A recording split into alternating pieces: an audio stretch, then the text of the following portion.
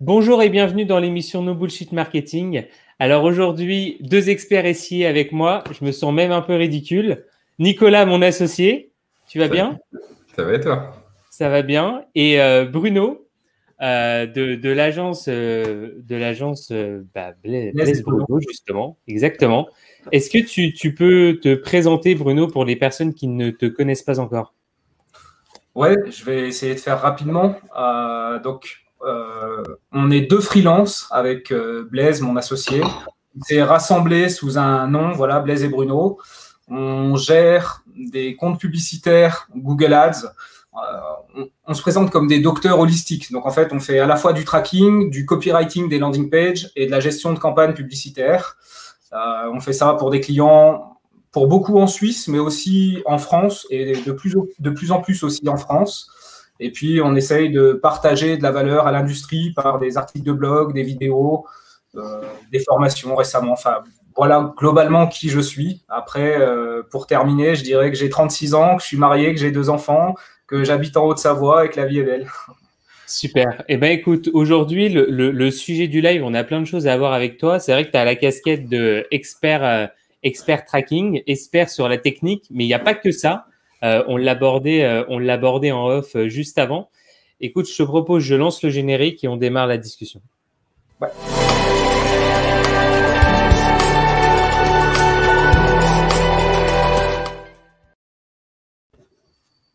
Alors, Bruno, déjà, il y a plusieurs sujets dans ce live que l'on aimerait aborder avec toi. La mise à jour de Google Analytics, Google Analytics 4, GA4 pour les intimes.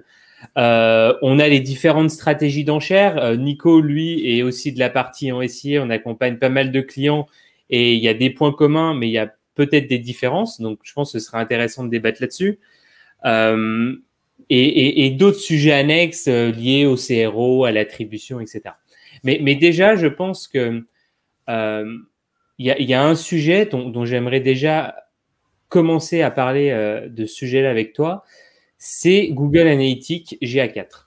Il y a eu une nouvelle version, je pense que tu vas nous en parler et tu as même fait des cours complets sur le sujet. Mais en quelques mots, quelle est cette nouvelle version et qu'est-ce qu'elle amène de plus que la précédente? Pour faire vraiment ultra simple, je dirais que c'est quelque chose qui va être plus approfondi dans le sens où on va pouvoir mieux comprendre les interactions avec un site web ou une page, mieux comprendre les parcours clients. Et ça va nous donner une force d'optimisation beaucoup plus importante au niveau des sites et au niveau des pages. Ça, c'est le point le plus important. Après, je dirais que d'un point de vue modernité, il est beaucoup plus moderne que son prédécesseur, basé sur un framework d'événements. Tout est événement. C'est un petit peu pour ceux qui pourraient connaître comme Facebook Analytics ou comme d'autres solutions d'analytics un peu plus modernes, basées toujours sur des événements. Il est censé être plus respectueux de la vie privée aussi. Ils ont quand même rajouté pas mal de fonctionnalités qui permettent d'avoir une meilleure gestion des données des gens et d'être plus en accord avec les régulations. Et puis voilà, après, il n'est pas encore opérationnel à 100%, mais il progresse. J'ai vu là récemment une fonctionnalité phare qui est sortie il y a 3-4 jours, ce qui s'appelle l'exclusion des sites référents. C'est quelque chose qu'on attendait tous depuis très longtemps. Ça commence à le rendre de plus en plus possible de l'utiliser en stand-alone, tout seul, sans avoir Universal à côté. On n'en est pas encore tout à fait là, mais on s'en approche petit à petit. Donc la transition se fait en douceur. Ok, Je super. pense qu'il y a quelque chose par rapport à Analytics, en fait, c'est qu'on avait plein de rapports dans Universal Analytics. Pour le coup, on en a beaucoup moins quand on arrive pour la première fois dans l'interface. En fait, on a beaucoup plus de choses à construire. En fait, c'est une impression que donne l'interface et nous donne des rapports de base. Par contre, si on va aller plus loin, on va construire nous-mêmes nos propres rapports. On va pouvoir aller, pour le coup, beaucoup plus loin. Est-ce que toi, tu as déjà essayé d'expérimenter un petit peu tout ça et quels sont tes retours par rapport à ça? Alors, je suis complètement d'accord. C'est exactement ça. Je dirais que il est beaucoup plus puissant, il est beaucoup plus intéressant. Et en même temps, pour les gens qui ne sont pas techniques et ne connaissent pas forcément Analytics et n'ont pas forcément envie de passer trop de temps à comprendre comment ça marche, ça va être un petit peu plus difficile pour eux. Bon, c'était moins le cas dans Universal Analytics, mais là, pour moi, c'est clairement le cas. En gros, la vraie valeur de l'outil, elle est dans les trucs que tu vas construire. C'est exactement ce que tu dis, cette partie analyse, en fait, où tu vas pouvoir créer tes propres entonnoirs, créer tes propres visualisations. Des choses qui étaient payantes avant dans Universal, il fallait être client 360 pour avoir la possibilité de faire des choses aussi cool. Et désormais, c'est gratuit.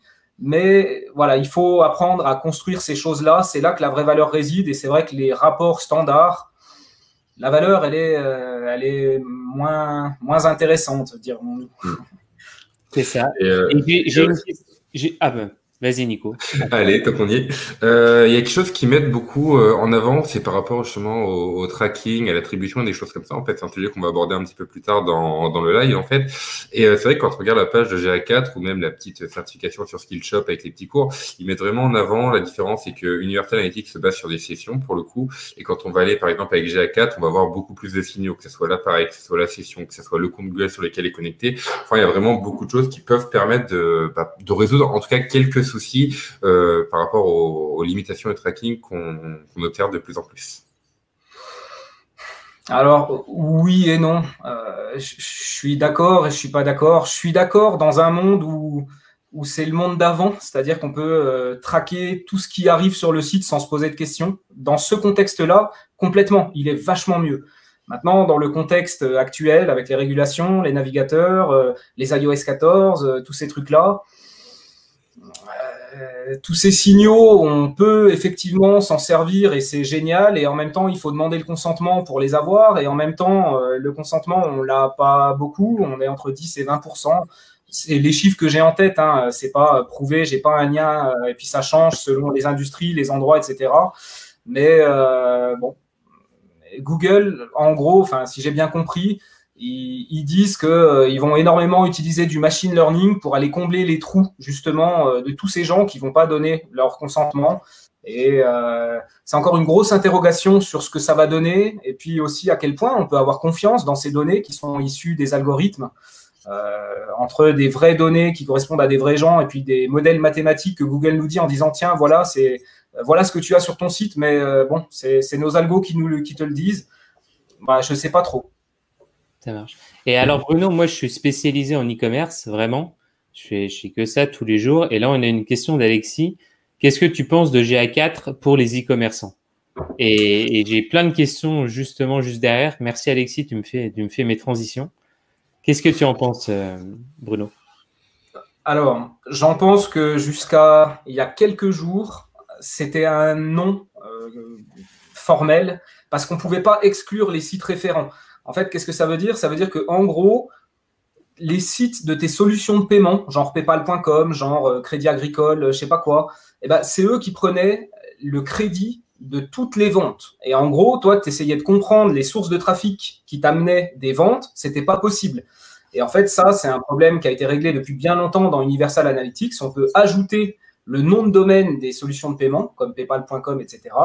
Et ce qui fait que on arrive à avoir l'attribution des ventes à la source d'origine, donc les campagnes, etc. Et en fait, tant que ça, c'était pas dans Google Analytics 4, évidemment, comment faire du e-commerce et pouvoir analyser son marketing, son acquisition, si tout est donné à la plateforme de paiement? Ça fait, je crois, 2-3 jours seulement, en tout cas, moi, j'ai vu l'information il y a 2-3 jours, que ça y est, enfin. Donc, il y a 3 jours, je t'aurais dit non, clairement, no go. Pour l'instant, tu fais Universal, tu collectes des données dans GA4, et puis dès qu'il sera meilleur, tu pourras l'utiliser et tu auras un peu d'historique de données. Aujourd'hui, la donne, elle a changé. Maintenant que cette fonctionnalité, elle est là, ça devient nettement plus intéressant. Et pour conclure et terminer sur ça, je dirais que c'est à l'image de l'outil par rapport à son prédécesseur. Il est beaucoup plus complet et tu vas avoir des analyses, une capacité d'analyse qui est assez dingue, en fait. Et même si ce n'est pas encore parfait, c'est déjà très, très utilisable, notamment maintenant qu'on peut exclure les plateformes de paiement. Ça. Et alors, moi, j'ai une question parce que c'est une problématique qu'on n'arrive jamais vraiment bien à résoudre en e-commerce, encore plus en e-commerce que sur d'autres business. C'est cette problématique d'attribution. L'attribution, pour les personnes qui nous écoutent, c'est à qui on attribue la vente. Principalement, il y a un modèle utilisé majoritairement, on est sur du last click, mais on a plein d'autres modèles qui sont super intéressants aussi.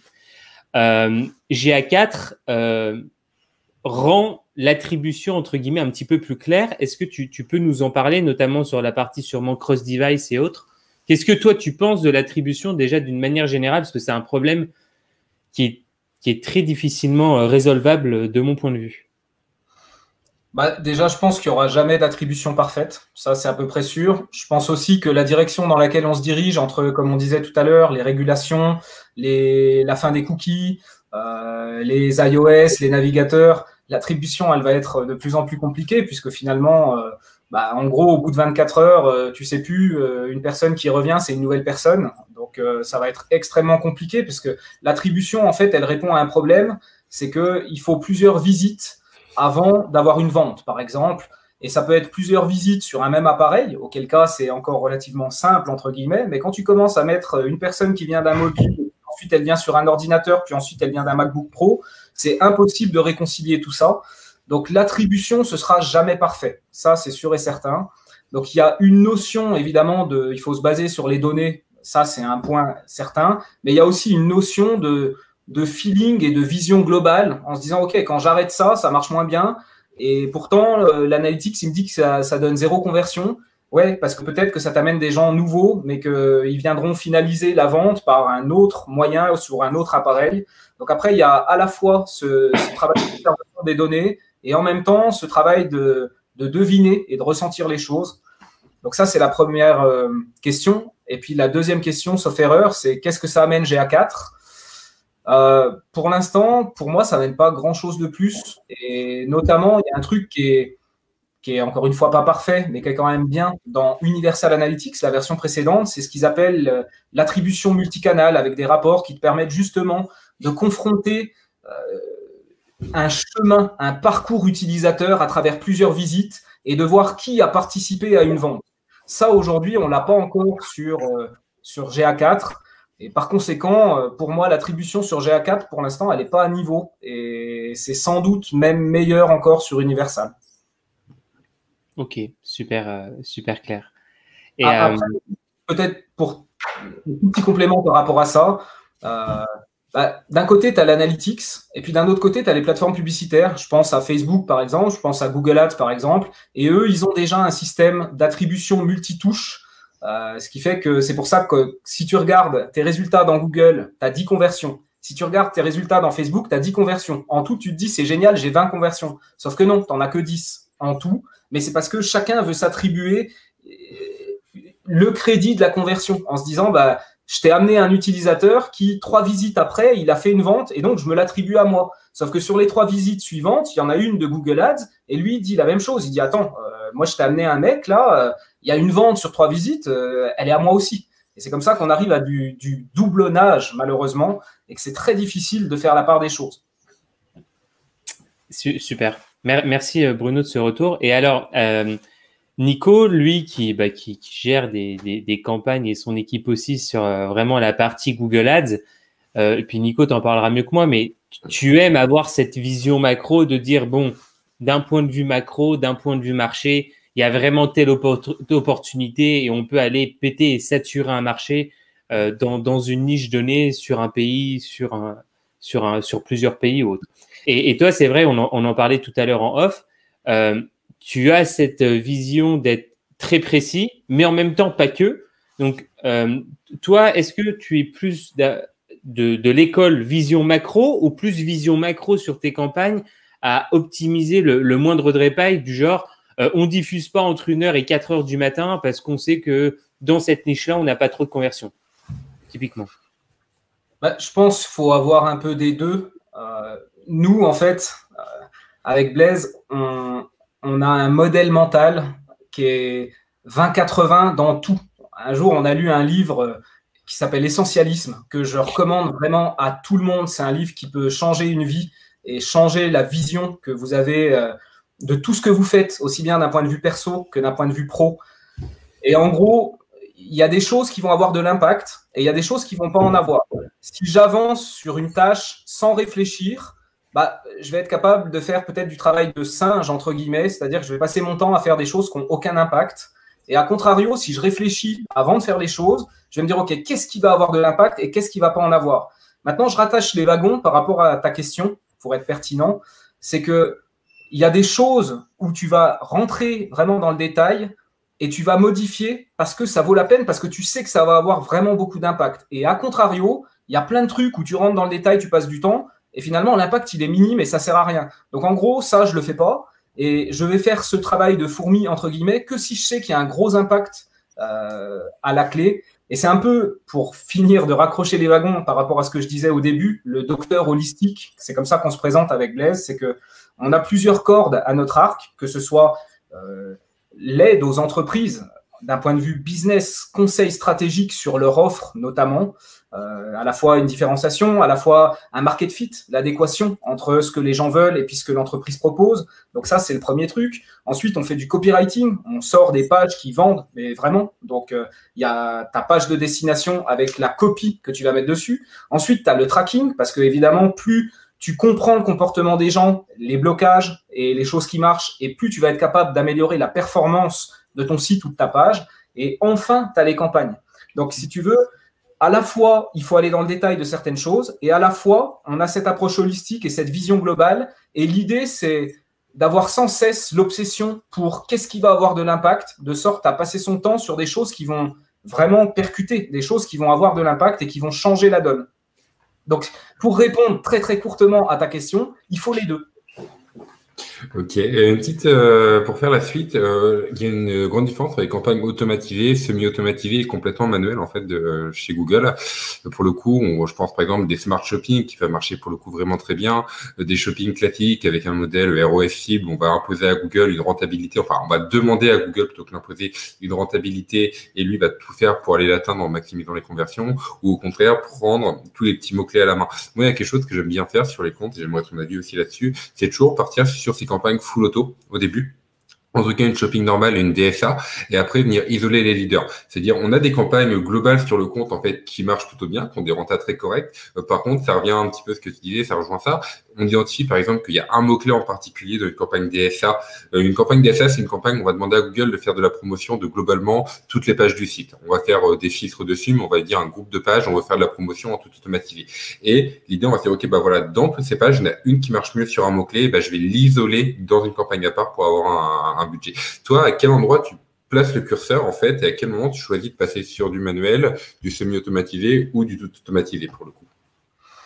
Moi, je pense que tu as assez bien résumé et on a un process qui est assez similaire.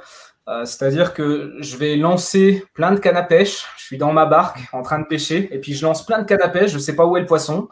Et puis, très rapidement, l'idée, c'est de supprimer les cannes à pêche qui ne ramènent rien et de se focaliser que sur celles qui marchent. Alors, là où je te rejoins, c'est qu'effectivement, alors sur du e-commerce, par exemple, on fait un petit peu la même stratégie que toi, à une variante près. Donc, on lance des campagnes dynamiques pour voir où est-ce que ça mord et qu'est-ce qui a de l'intérêt, où est-ce qu'il y a du volume de recherche, où est-ce que ça commence à convertir.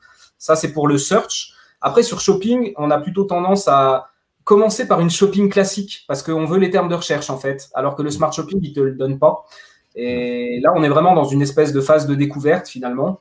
Et puis après, une fois que on commence à comprendre qu'est-ce qui est recherché, qu'est-ce qui a du volume, qu'est-ce qui commence à convertir, effectivement, on va isoler ça. Et c'est là où docteur holistique rentre en jeu et se dit, OK, ça, il y a de la recherche, il y a de l'intérêt, il y a des semblants de conversion ou de la conversion sans que ça fasse semblant non plus. Comment on va pouvoir, sur la base de toutes les cordes à notre arc, que ce soit le tracking, que ce soit le copywriting, que ce soit l'offre, que ce soit la différenciation, que ce soit les campagnes, comment on va pouvoir aller taper encore plus fort là-dessus et prendre tout ce qu'on peut prendre.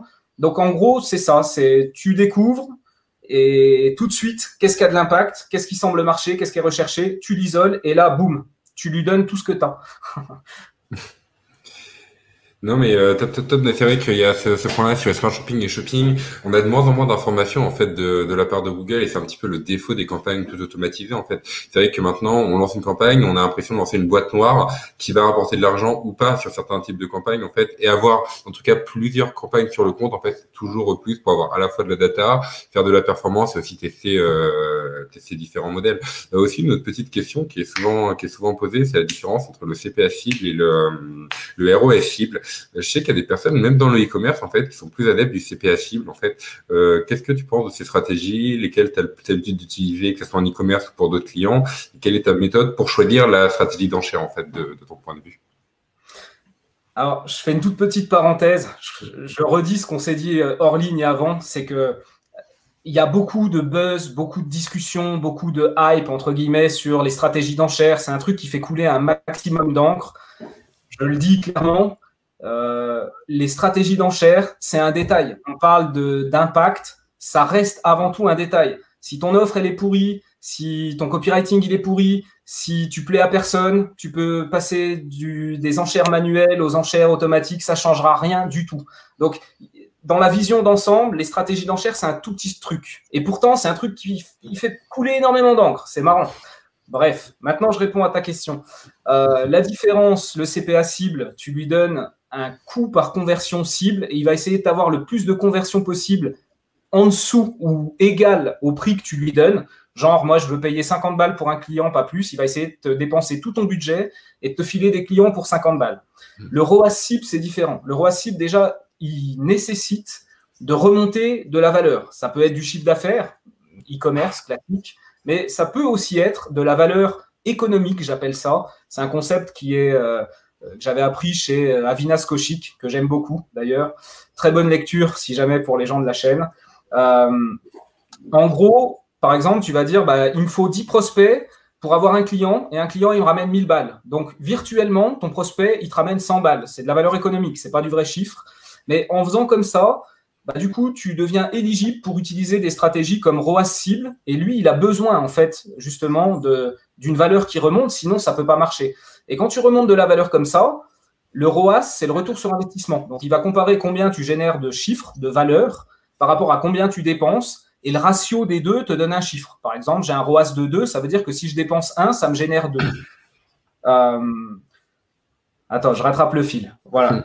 Donc, comment j'utilise les deux? En lead gen, je suis quasiment toujours sur du CPA cible, même si j'ai aussi quelques succès parfois en mettant de la valeur économique. Le problème de ROAS cible, c'est qu'elle a besoin de beaucoup de volume. Il lui faut énormément de conversions. C'est la plus exigeante en termes de nombre de conversions. Et du coup, pour du e-commerce, typiquement, si c'est un site qui crache pas énormément de conversions, il a meilleur temps de passer sur du CPA cible au début, à mon avis, que sur du ROAS cible. Genre ROAS cible, 150 ventes par mois, là, tu commences à avoir des résultats qui sont pas mal de manière assez consistante. Si tu es ne serait-ce qu'à 100 ventes, c'est encore un peu la loterie. Tu vois, tu vas avoir peut-être 60% du temps de la réussite, mais 40%, ça marchera pas, ça va plomber tes campagnes. Et juste pour finaliser là-dessus, ne pas négliger non plus les enchères manuelles. Je dirais que moi, j'ai vraiment cette approche hybride. En gros, si je suis obligé d'utiliser du smart bidding, je vais l'utiliser. Si je peux encore utiliser les enchères manuelles, je vais plutôt avoir tendance à utiliser ça. Ça ne veut pas dire que j'ai un parti pris pour l'un ou l'autre. On essaye avec Blaise systématiquement de tester pour pas rester dans le dogme. Et notre métier, c'est avant tout tester tout. Donc, voilà ce que je pouvais dire, en gros. Alors juste après on a une petite question je pense, mais une petite remarque par rapport au CPA cible et c'est vrai que il y a beaucoup de personnes qui disent ok on fait du lead gen en fait on met automatiquement du CPA cible mais c'est vrai que tu soulevais quelque chose c'est qu'un lead a une valeur en fait et c'est que quand on va commencer à mettre ça en place avec des scores en fait pour le coup c'est dire ok suite à un questionnaire quelle est la qualité de mon lead, on peut lui attribuer une valeur différente et pourquoi pas arriver à orienter un petit peu mieux l'algorithme de Google pour avoir des prospects un petit peu plus quali en fait donc le ROS cible peut tout à fait être adapté pour du lead gen et vice-versa pour le coup. Donc, Totalement. Et je dirais que le next step, le truc meilleur encore que de rajouter de la valeur monétaire, ça va être de lier au CRM, clairement. Parce que justement, tu as ce feedback de qu'est-ce qui se passe après quand le mec il a été appelé, est-ce que c'est un vrai, est-ce qu'il est vraiment intéressé, est-ce qu'il a le budget. Et quand tu commences à renvoyer ces signaux chez Google, là, effectivement, les signaux sont vraiment nettement de meilleure qualité et là, ça change la donne. Super. Alors, on a une question intéressante d'Olivier. Et d'ailleurs, si vous en avez, posez-les en commentaire. On les prend au fur et à mesure, que ce soit le plus interactif possible. Sur un nouveau compte, quand tu n'as pas de data, est-ce que tu lancerais des stratégies d'enchères auto ou plutôt des manuels? Moi, j'aime bien démarrer en en stratégie d'enchère automatique dès le départ, avec évidemment des garde-fous. Il faut faire attention parce que parfois, il y a certaines stratégies d'enchères qui abusent sur les clics, sur le prix des clics notamment. Donc, il faut faire attention à l'industrie. S'il y a vraiment beaucoup de concurrence ou que les clics sont nativement chers, il faut faire gaffe. Ou si tu démarres avec un très gros budget, il faut faire gaffe aussi. Maintenant, dans l'ensemble, ça te donne de l'attraction plus vite. Alors après, là où je comprends ce qu'il y a dans cette question, c'est tu n'as aucune data et pourtant tu lances sur des stratégies d'enchères automatiques, c'est bizarre.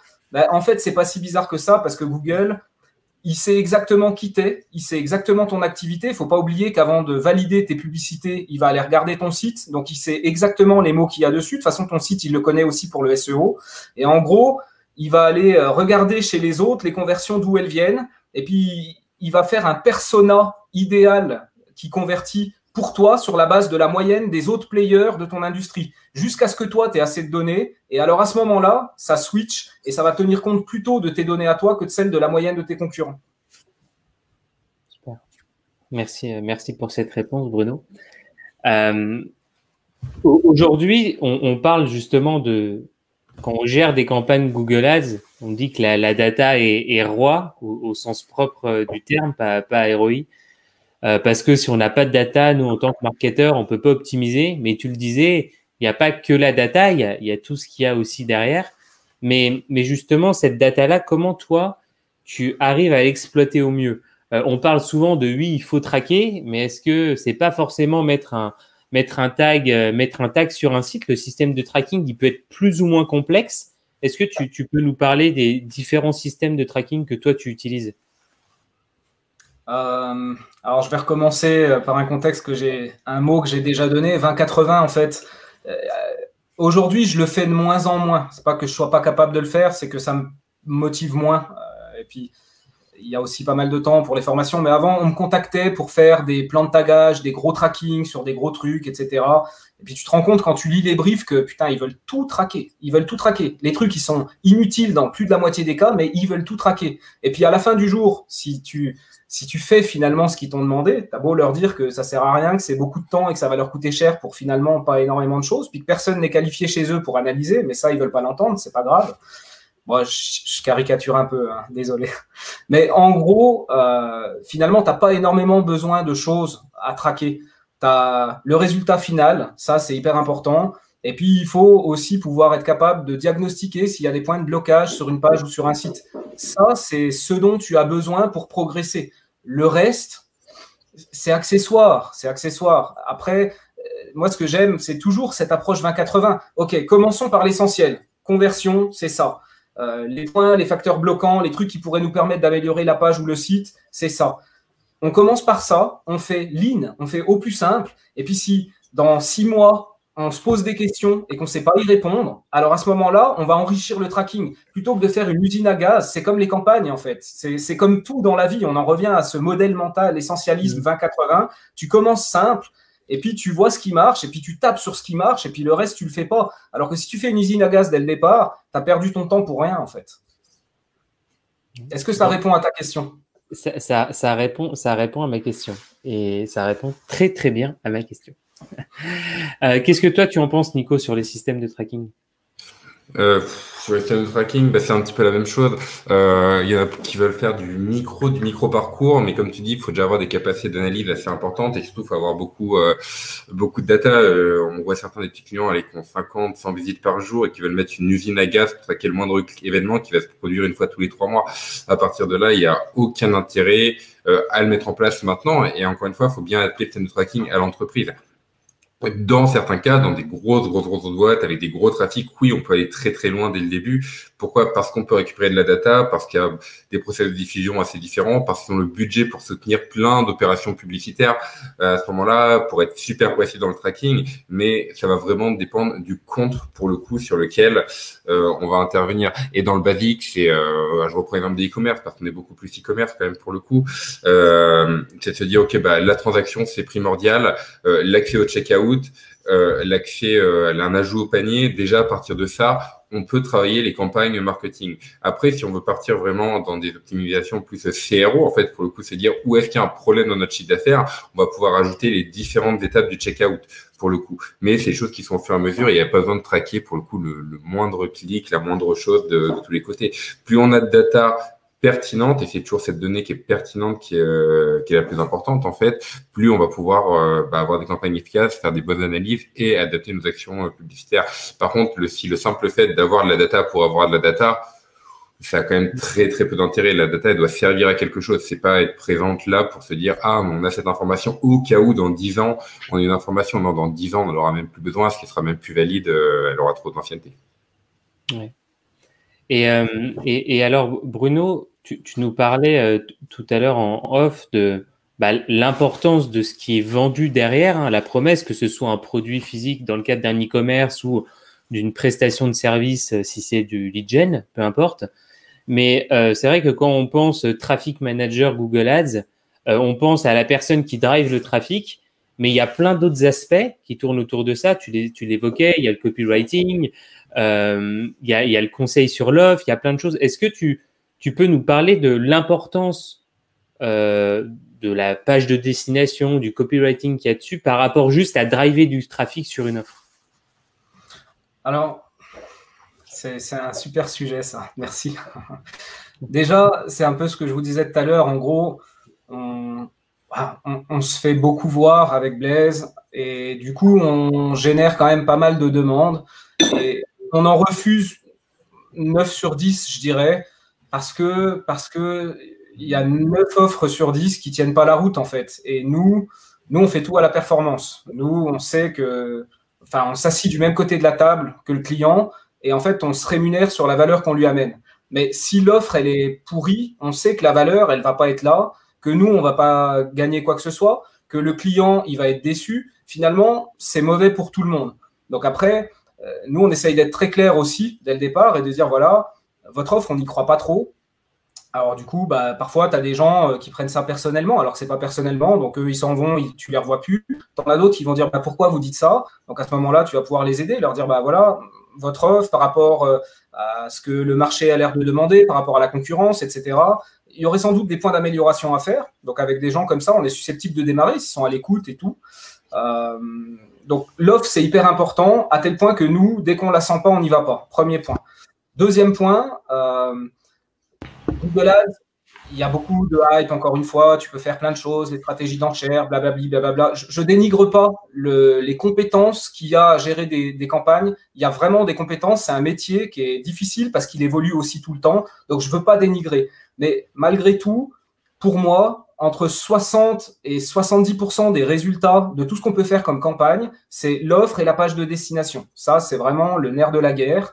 Et maintenant, pour finir de répondre à ta question, nous, on fait régulièrement des avant-après, c'est-à-dire on va faire un test avec un client, par exemple. On a toujours une espèce d'offre de test sur 2 mois, vraiment pas très cher. On démarre tranquillement et on va démarrer sur le site du client, par exemple.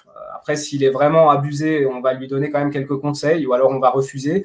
Mais en tous les cas, on démarre sur le site et puis généralement, au bout de 2 mois, on va passer à la performance si c'était pas possible d'y passer dès le départ. Mais en tout cas, on passe en phase de scale. Et là, généralement, on va faire les landing pages. Et en gros, on a un tableau de chasse, c'est le Hall of Fame. Et c'est souvent que tu vois des taux de conversion qui vont être au plus bas multipliés par 2 entre le site du client et puis ta landing page copyrightée basée sur l'étude de la concurrence, du marché, etc., les mots des clients, enfin, du social proof, tout ce qui va bien. Et puis, des fois, on a même des surprises où on fait x10. Donc, tu me demandes l'importance de l'offre et de la page de destination. J'ai envie de te dire, c'est la base. C'est vraiment ce qu'il y a de plus important. Et ce qui est vrai pour Google Ads, Facebook Ads, peu importe, tout ça, c'est du hype, c'est du moyen d'amener des gens. Mais à la base, si tu as une offre qui intéresse personne, ça ne marchera pas. Et puis, si tu essaies de vendre ton truc et que tu ne sais pas du tout le vendre, ça ne marchera pas non plus, en fait. Et alors, oui, nous, on disait un petit peu tout à l'heure, pour le coup, c'est que l'ad, c'est un super accélérateur, mais on peut pas vendre n'importe quoi avec de l'ad. Et si quelqu'un n'arrive pas à vendre sans ad, c'est pas en mettant de la publicité qu'il va vendre plus ou qu'il va trouver de la rentabilité. Moi, il y a un point qui est super intéressant par rapport à ça, c'est qu'on peut pas vendre tout et n'importe quoi aussi sur Google Ads. Dans le réseau de recherche, dans tous les cas, faut qu'il y ait de la demande. Enfin, on peut vendre beaucoup de choses, mais faut qu'il y ait de la demande, en fait. Et il y a certains produits qui sont, pour le coup, vraiment très novateurs, on va dire, entre guillemets, et sur lesquels on n'a pas forcément d'expression de requête. On va pouvoir les vendre, mais est-ce qu'on va pouvoir trouver une grosse renta? Ça, c'est autre chose. Et il y a peut-être d'autres canaux, est-ce que tu dis un petit peu cette vision d'ensemble un petit peu plus globale? C'est-à-dire, il y a des produits, je pense, serait beaucoup plus simple de les vendre avec de la publicité sur Facebook, sur Instagram ou sur LinkedIn que de la publicité sur Google Ads. Et au contraire, il y a des produits où Google Ads sera mais imbattable en termes de ROI, de ROS, de ROI et de tout ce qu'on veut. En fait, il y a vraiment plein de canaux et ça va avoir cette vision d'ensemble. Google Ads, produits, offres, aussi voir les autres canaux d'acquisition, c'est super important. Je voyais beaucoup de messages passer sur LinkedIn, il y a un mois, c'est la grande mode, quand Google supprimait justement plein d'options, plein de data, en mode en train de dire oui, mais on ne peut même plus gérer nos petites enchères comme on veut. Mais je pense que sincèrement, des personnes qui se contentent en faisant du Google Ads de dire mon travail c'est de gérer des enchères sans aller voir beaucoup plus loin, bah, ça va être compliqué. Et c'est pour ça qu'avoir cette vision d'ensemble, comme tu l'as, pour le coup, c'est super important. Et il y a beaucoup de personnes qui se disent encore en constant Google Ads, mais qui n'ont pas cette démarche de dire, OK, bah, moi, j'interviens sur la publicité, mais je fais des recommandations, des tests AB, même sur la page de destination. Je vais même aller recommander sur d'autres choses, sur des périodicités. Avec les data de Google, on peut dire, OK, bah, voilà, par exemple, au mois de juillet, on a une demande qui est beaucoup plus importante. Et bah, peut-être appeler le client et lui dire, bah, ce serait quand même bien de faire un petit peu de stock parce qu'on va avoir une grosse période qui va arriver. Et avoir cette vision d'ensemble est super importante, bien au-delà de la gestion des campagnes, pour le coup. Ouais. En deux mots, je suis complètement d'accord, vraiment. Et c'est aussi ce qu'on dit à nos élèves. Nous, on leur vend et on leur apprend cette approche transverse. Et en gros, le message, il est très clair. Et on leur répète assez souvent, c'est « Mec, si tu es un gestionnaire de compte Google Ads tout court, tu n'as plus de boulot dans pas longtemps et tu es mort déjà, mais tu ne le sais pas en fait. » Donc, effectivement, complètement. Et alors, j'ai une question par rapport à ce que tu disais, parce que moi, j'ai vraiment plus l'expertise e-com, même si on fait de la lead gen, mais de manière beaucoup plus réduite. Sur de la lead gen, hein, vraiment avec le canal Google Ads, souvent, ce qu'on a remarqué, et je pense que Nico, tu es de mon avis, c'est que des fois, de partir sur un éditeur de landing page type Unbounce, Leadpages ou tout ce que l'on veut, parce qu'on sait que le site du client, on peut pas l'optimiser comme on veut parce que c'est full code ou en tout cas, il y a des problématiques. Des fois, c'est entre guillemets plus simple en tant que traffic manager de dire, allez, on fout l'offre sous un sous-domaine ou la page catégorie sous un sous-domaine, on le fout sur un éditeur Unbounce, on travaille cette page-là, on la copyright, on met de la preuve sociale, on met tout ce qu'il faut. Mais pour autant, des fois, quand on envoie des personnes qui n'ont pas le site complet, entre guillemets, dans certaines industries, alors, on n'a pas un impact si significatif que ça. Est-ce que toi, tu ressens ça aussi ou pas? Alors, oui, dans certains cas, je suis d'accord. Malgré tout, ça va dépendre de ta landing page. Nous, on est capable de sortir des landing pages qui peuvent être très, très longues, en fait. Genre vraiment très, très longues. Après, les gens, sur des pages de 1 km de long, tu arrives à quand même 35 ou 40% des gens qui arrivent en bas. Donc, ils lisent. Le problème de la page longue, c'est un faux problème. Le vrai problème, c'est d'avoir l'attention et de la maintenir tout au fond et de développer ce qu'il faut à l'intérieur de la personne, dans sa tête, dans son cœur, les émotions, etc. Et c'est là où tu fais le business, c'est là où tu fais la vente. Donc, je dirais oui, dans certains cas de figure assez rares, tu as totalement raison. Et effectivement, il y a besoin de tout le contexte autour et de toutes les pages pour mieux rassurer. Et malgré tout, dans la plupart des cas, on arrive quand même sur de la landing page à faire le job vraiment bien. Et il y a juste un truc aussi, Nico, tu disais tout à l'heure, j'ai pas répondu. Je fais une toute petite parenthèse, tu as totalement raison. Le search, on est limité par le nombre de recherches que les gens font chaque jour. Et si ton produit il est nouveau et qu'il n'y a pas de recherche, tu peux pas aller là-dessus. Ça me rappelle un livre que j'avais lu il y a longtemps, il s'appelait Traction, une bonne lecture aussi. Oui. Il dit, voilà, tu prends plein de canaux, il y a plein de moyens différents en fait. Et on en revient à la barque et au canne à pêche. Tu vois, tu peux appliquer ça à Google Ads, ok, je lance des cannes à pêche et je vais voir, mais tu peux appliquer ça à ton business de manière générale au niveau de toute l'acquisition et dire, ok, une canne à pêche Facebook, une canne à pêche Pinterest, une canne à pêche Google, une canne à pêche SEO, une canne à pêche influenceur. En fait, tu as plein de trucs et puis tu regardes ce qui mord. Toujours 20-80 en fait, tu fermes les portes, et tu vas vraiment sur ce qui marche. Bah, c'était la petite parenthèse que j'avais oubliée tout à l'heure, désolé. Pour rebondir sur ça, si on parle vraiment de l'importance des landing pages, il y a un outil qui est top pour Google, c'est Google Optimize pour le coup. Est-ce que déjà toi tu l'utilises avec des clients, chez quel niveau tu interviens, et est-ce que toi tu aurais par exemple 2-3 exemples de modifications qu'on pourrait, que les personnes qui nous écoutent pourraient mettre, quelques tests AB qu'ils pourraient mettre en place par exemple dès demain pour regarder s'ils augmentent les conversions. Toi, des choses sur lesquelles tu te dis vraiment, si je modifie tel élément, il y a potentiellement une grosse différence en termes de conversion, autant à la hausse comme à la baisse, pour le coup. Ouais. Alors, très très bonne question, ça aussi. Nous, on utilise Unbounce. Après, que ce soit Unbounce, Leadpage, tout Instapage, etc. Bon, il y a des forces et des faiblesses, mais bon an, mal an, on utilise des outils comme ça pour monter nos landing pages. Quand on est vraiment bloqué et que, genre, faut travailler sur le site du client, alors effectivement, on est susceptible d'utiliser Google Optimize. Google Optimize, c'est une rustine qui va te dépanner, mais autant il est bon pour, comme tu dis, faire un A/B test. Par exemple, je vais changer mon titre et puis bah voilà, 50% voit le titre A, l'autre le titre B. Mais par contre, dès qu'il s'agit de créer quoi que ce soit, c'est pas du tout, mais alors pas du tout adapté. Donc finalement, ta capacité d'A/B tester avec cet outil, elle est très limitée. C'est ce que je lui reproche. Après, je veux pas cracher dans la soupe non plus. Et j'ai fait des vidéos, si jamais, sur la chaîne YouTube, où justement, j'explique comment ça fonctionne et je donne des exemples pour répondre à la question d'exemples. Et puis, je dirais que, bah, de toute façon, c'est la copie qui vend. Donc, en gros, si tu veux avoir vraiment de l'impact en faisant des tests, tu testes tes titres, tu testes ta proposition de valeur, tu testes la manière dont tu formules ton offre, éventuellement ton image principale, parce qu'elle doit faire une résonance émotionnelle, en fait. C'est très inconscient. Autant le titre, les textes, c'est rationnel, autant voilà, le mood de ta page et l'image, l'identification, tout ça, ça se passe très très vite en arrière-plan dans la tête. Ça peut avoir de l'impact aussi. Donc, si je devais tester des trucs pour vraiment avoir de l'impact, c'est mon titre, ma proposition de valeur, mon offre éventuellement, et puis, éventuellement, mon offre, et puis, voilà, l'image principale et le mood qui se dégage, ce que tu veux faire passer comme émotion, en fait. Il y a un truc qui est super intéressant pour les titres, avant de passer, je pense à la dernière question et ensuite les questions des personnes.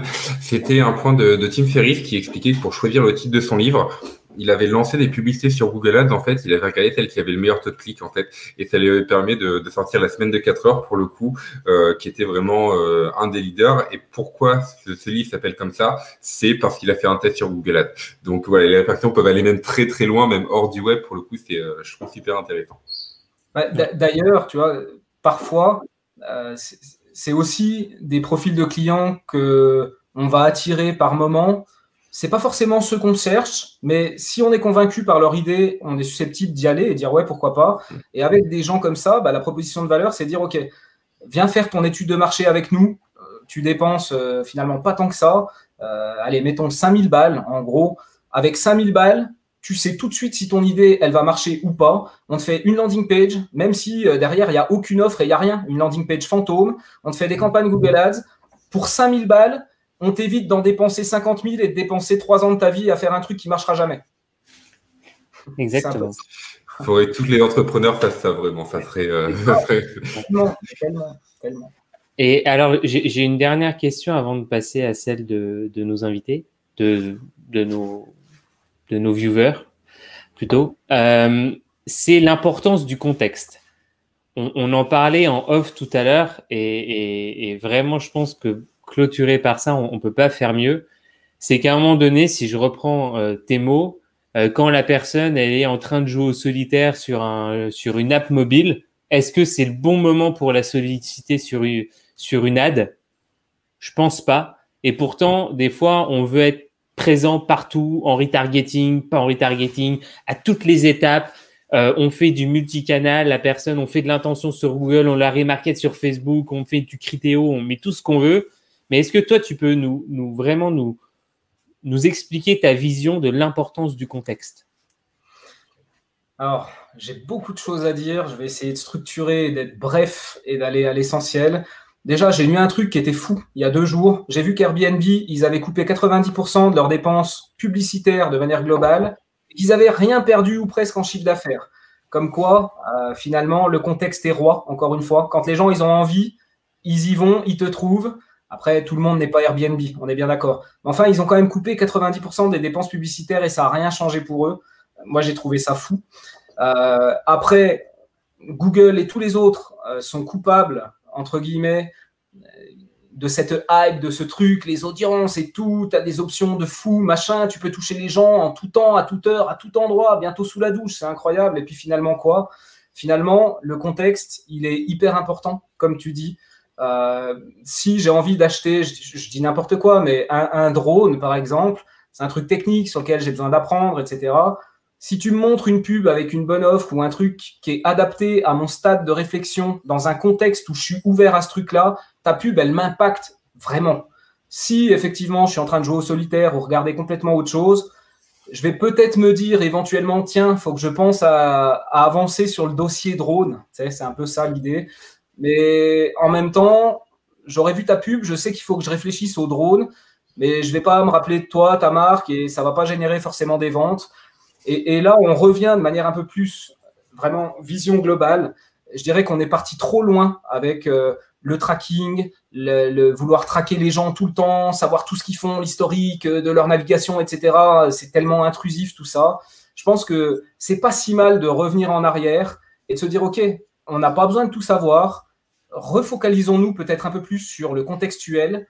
Refocalisons-nous sur l'humain. Nom de Dieu, tu fais venir des gens, tu prends leur email et tu ouvres un canal de communication avec eux, tu leur parles vraiment et tu leur amènes de la valeur. Faire des pubs, c'est n'importe quel con peut faire ça, entre guillemets, tu vois ce que je veux dire, c'est pas méchant, mais voilà, revenons un peu aux fondamentaux. Et puis finalement, on est arrivé dans une situation qui est tellement abusée d'un point de vue tracking, audience, publicité partout. Eh ben, on est responsable de la situation actuelle dans laquelle, finalement, les gens n'en veulent plus, les gens n'en peuvent plus, les gens ne donnent plus leur consentement, les gens veulent de la vie privée. Tu m'étonnes, évidemment. Donc, on a été trop loin, mais c'est pas grave, encore une fois. On a le droit de se tromper et de revenir en arrière. Seulement, il faut juste être réaliste. Et je pense que c'est une question globale d'ensemble, à la fois sur le côté contexte, le côté vie privée, le côté ciblage, etc. Tout ça, c'est lié, voilà. Yes. Alors non, je pense que oui, il y a des choses à faire à ce niveau-là. Voilà, c'est une grande question par rapport aux outils. Je voyais un message passer là dans le chat comme quoi Unbound c'était pas donné à $80 par mois. Alors actuellement on a plein d'outils et moi j'ai envie de dire que $80 par rapport à la valeur que ça apporte, c'est rien du tout. Moi je vais prendre un autre exemple qui est SEMrush, qui est un logiciel dont je dis clairement je ne pourrais pas me passer à l'heure actuelle. Pourquoi? Première chose à faire, c'est on prend les top concurrents, on regarde où est-ce qu'ils annoncent, où ils sont positionnés. Certes, c'est des outils qui coûtent cher, mais le temps que ça te fait gagner, ça se compte en dizaines, voire en centaines d'heures par mois, en fait. Tu parlais tout à l'heure, justement, d'avoir un process bien rodé, justement, et des outils soit développés en interne, soit des outils externes, en fait. Et on est rendu à un point, ça rapproche un petit peu du tracking, on n'est pas sur de la vie privée, mais on est quand même devenu de plus en plus dépendant des outils, parce que ces outils nous permettent de gérer les choses beaucoup plus efficacement. Et quand, pendant un temps, il aurait fallu, je sais pas combien de personnes en interne pour dire, OK, on regarde toutes les recherches Google, on est sous les concurrents. Maintenant, il y a des outils qui, en 2 clics, nous donnent les stratégies. Et pour rebondir sur cette question-là, pour moi, si un outil répond à un besoin, faut le prendre tout simplement. Pour moi, je parlais d'SEMrush, Unbound, pour moi, vu le temps qu'il fait gagner, combien est-ce que ça coûterait de développer une page web en code HTML comme ça coûterait beaucoup plus que €80 pour un mois. Maintenant, si on veut faire les tests, il nous en faut 4. La rentabilité, on l'a sans aucun souci sur un petit tool qui vaut, pour le coup, je trouve, pas si cher. Ouais, c'est hyper intéressant, ça touche à beaucoup de choses. C'est hyper intéressant ce que tu dis, je suis complètement d'accord. C'est clair que le schéma classique, après, bon, ça évolue parce qu'il y a quand même beaucoup de communication, c'est l'ère des startups, etc., même si ça fait un moment déjà que c'est l'ère des startups. Donc, le mec qui se dit j'ai une super idée et puis qui dépense 10 000 ou 5 000 dans un site web sans même savoir si ça va marcher, etc., il y en a de moins en moins, heureusement, j'ai envie de dire. Mais effectivement, entre un abonnement Unbound que tu prends pendant 3 mois, le temps de tester ton marché qui te coûte $240 et un site web que tu développes par une agence ou que tu fais toi-même parce que tu n'as pas trop de sous au départ et que tu te dis que tu vas y passer du temps, puis tu vas t'arracher les cheveux, puis tu vas mettre 3 mois à le sortir, puis peut-être tu ne le sortiras pas parce que tu pètes les plombs avant parce que tu n'arrives pas.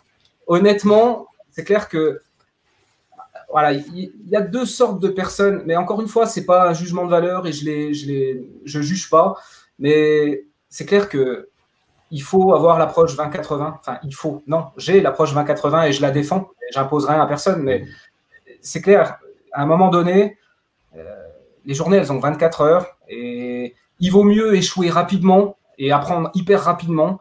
Alors oui, d'accord, quand tu regardes comme ça, tu peux dire, c'est cher cet outil et tout, mais moi, je parle en tant que, tu vois, avec Blaise, on a un portefeuille client, on vend des landing pages, etc. Pour nous, c'est hyper rentable parce que, alors certes, on ne répercute pas forcément le prix de l'abonnement sur la vente de nos pages, mais par contre, derrière, on fait tellement plus de taux de conversion, on est à la perf, nos clients sont contents, tout fonctionne. Donc, il faut vraiment tout mettre en relation. Et encore une fois, notre temps, il est précieux et limité. Je peux comprendre que, par exemple, au début, quand tu n'as pas trop de sous et que tu te dis, je veux entreprendre, je veux faire ci, et tant pis si j'y passe du temps, et tant pis si j'y passe la nuit.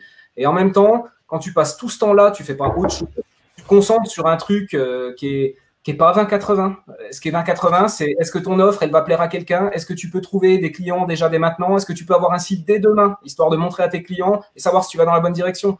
Donc après, c'est lisez essentialisme. Qu'est-ce qui est important et qu'est-ce qui ne l'est pas? Est-ce que mettre $80 dans Unbounce pour te permettre d'apprendre en 3 jours et de tester ton marché, ça, c'est pas vachement plus 20-80 que de passer 1 mois à faire ton site? Alors oui, il t'a rien coûté. Il t'a rien coûté, c'est vrai. Et en même temps, putain, ton temps, il vaut de l'argent.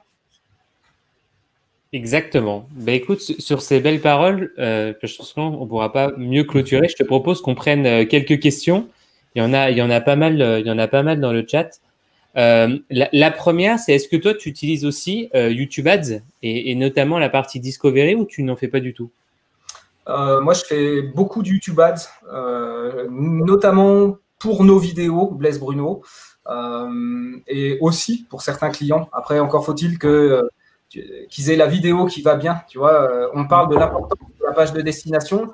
La vidéo, c'est la même chose pour des campagnes vidéo. C'est hyper important, c'est la base de tout. Tu as une vidéo qui est nulle, ça ne marchera jamais. Tu as une vidéo qui cartonne, ça cartonne.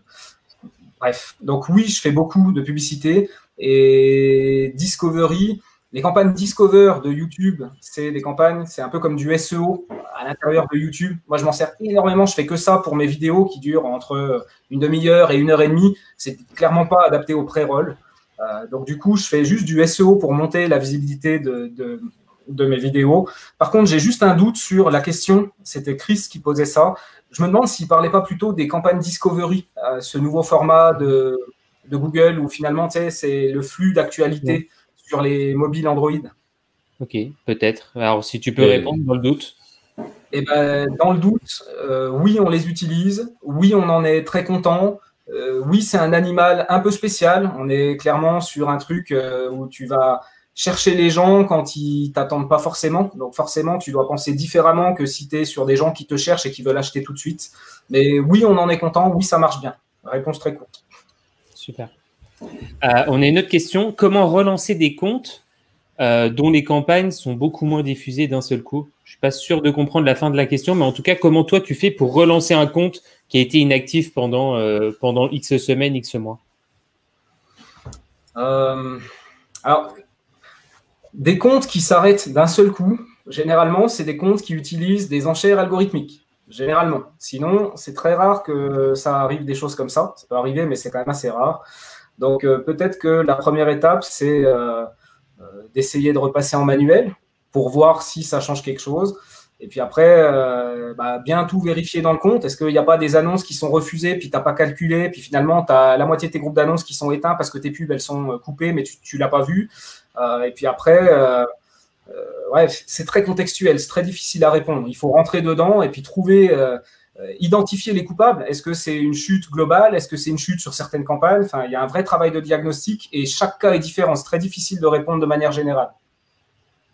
Ok, top. On a une question. Quelle structure de compte serait aujourd'hui la plus adaptée? Et que penses-tu de la méthode Agacuré? Alors nous, la méthode qu'on aime, c'est la méthode Blaise et Bruno, évidemment. Il y a plein de noms, il y a eu les alpha, bêta, il y a tout ce que tu veux. Nous, on ne se prend pas la tête.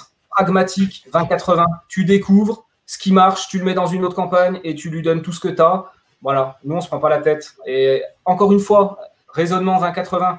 est-ce que la structure, machin, oui, ça peut avoir un impact, évidemment. Oui, tu peux gagner quelques petits pourcents, mais avant d'aller dans ce détail-là, tu as sans doute des choses tellement plus importantes à voir. Encore une fois, ne jamais perdre la vision d'ensemble. Après, voilà, réponse courte, j'ai pas de structure préférée. On va à l'efficacité first.